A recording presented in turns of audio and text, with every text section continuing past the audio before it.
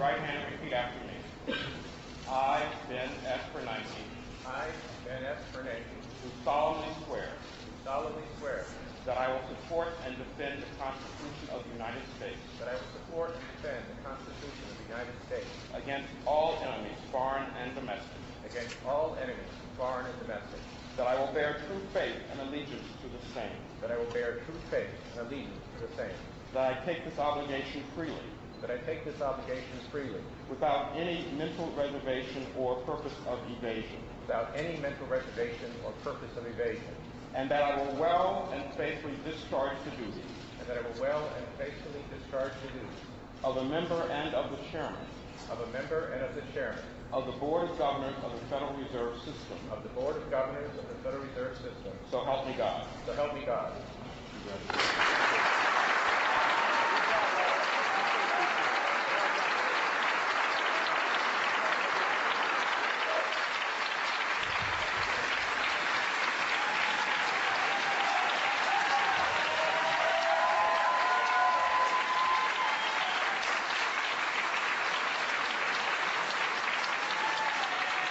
Good morning. Thank you for the warm welcome here at the Federal Reserve. The Fed is one of our government's most vital institutions. Today I congratulate a fine man and a distinguished public servant, Dr. Ben Bernanke, on becoming the 14th chairman of the Federal Reserve.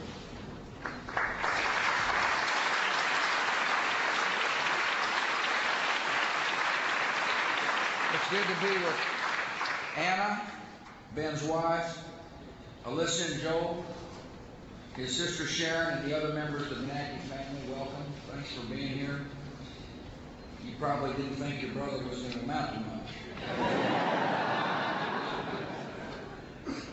Modern members of my cabinet are here: Secretary Carlos Gutierrez, Deputy Secretary Bob Kenneth, members of Congress, Congressman Oxley, Congressman Frank. Thank you all for coming. It's awfully generous of you both to be here. Appreciate Roger Ferguson, the Vice Chairman, other members of the Board of Governors for being here as well. Former Chairman Paul Volcker, thanks for coming today, sir. Got something to say about the other former chairman who's here in a minute. Since its creation in 1913, the Federal Reserve has helped bring stability and growth to our nation's economy. Around the world, the Fed is a symbol of integrity and reliability. Its decisions set our nation's monetary policy, ensure a sound banking system, and help contain the risk that can arise in our financial markets. The Fed's action touched the lives of all Americans, and the chairman of the Federal Reserve must be a leader of unquestionable credentials, sound judgment, and impeccable character. Ben Bernanke meets those high standards, and he will be an outstanding chairman of the Federal Reserve. As chairman, Ben follows in the footsteps of one of America's most respected public servants. Alan Greenspan is perhaps the only central banker ever to achieve what one publication called rock star status.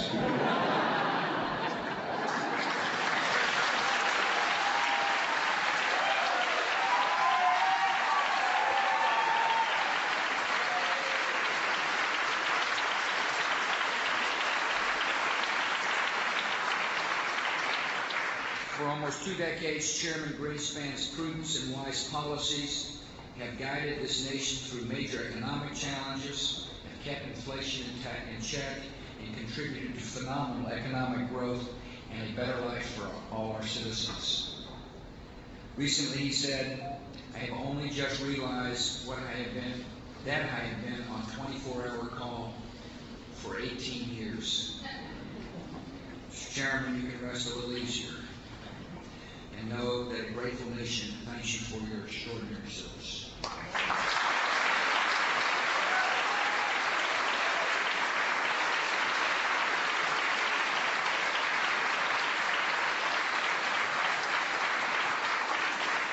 Ben Bernanke now takes up Alan Greenspan's mantle.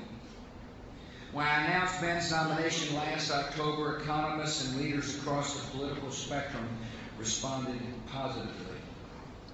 They praised him for his unsurpassed academic credentials, broad policy experience, and a reputation for consensus building. The son of a pharmacist and a school teacher, Ben graduated from Harvard with top honors and earned a doctorate in economics from Massachusetts Institute of Technology. He rose through the academic ranks to become the chairman of the economics department at Princeton. Ben is one of the most cited economists in the world and is recognized for his path-breaking work in the field of monetary policy. Ben Bernanke also knows the Federal Reserve System. From 2002 to 2005, he served with distinction on the Fed's Board of Governors. Since last June, he has served as the chairman of the Council of Economic Advisors at the White House. I came to trust his judgment, his calm demeanor, and his sly sense of humor. Throughout his distinguished career, Ben has earned a reputation for intellectual rigor, integrity, and personal decency. He's earned the respect of the global financial community. Ben is an economist, one of the most esteemed leaders in the field. He understands that economics is more than just crunching numbers. Good economics embraces policies that unleash hope and hard work and the power of free people to be able to fashion and improve their lives. Ben Bernanke will work every day to keep America's economic prospects strong and prosperous. He'll be a superb chairman. Mr. Chairman, thank you for agreeing to serve. Congratulations.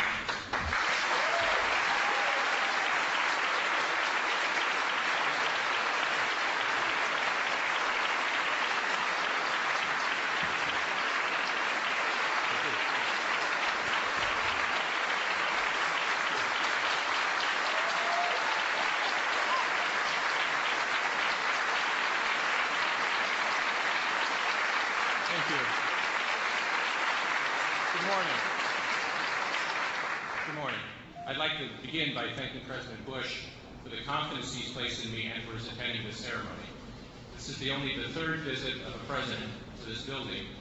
Franklin Roosevelt dedicated this building in 1937, and President Ford was here in 1975. Mr. President, you do a great honor. Thank you. Members of the President's economics team and the heads of the federal financial and regulatory agencies have also joined us this morning.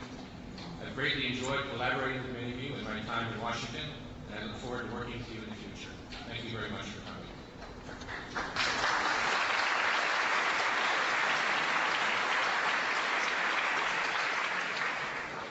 I'd like to extend a special welcome to the members of Congress who are here today, Representatives Oxley, Representative Frank. The Federal Reserve was created by Congress in 1913, and it was entrusted with the power granted originally to the Congress by the U.S. Constitution to coin money and regulate the value thereof. Accordingly, it is incumbent on the Federal Reserve to report regularly to and work closely with the Congress. I look forward to a strong and constructive relationship with members of both the House and the Senate. Former Chairman Paul Volcker and Alan Greenspan also honor us with their attendance. Their leadership and insight have contributed immeasurably to the strength and stability of our economy. The nation and the world owe a debt of gratitude to these two great Americans.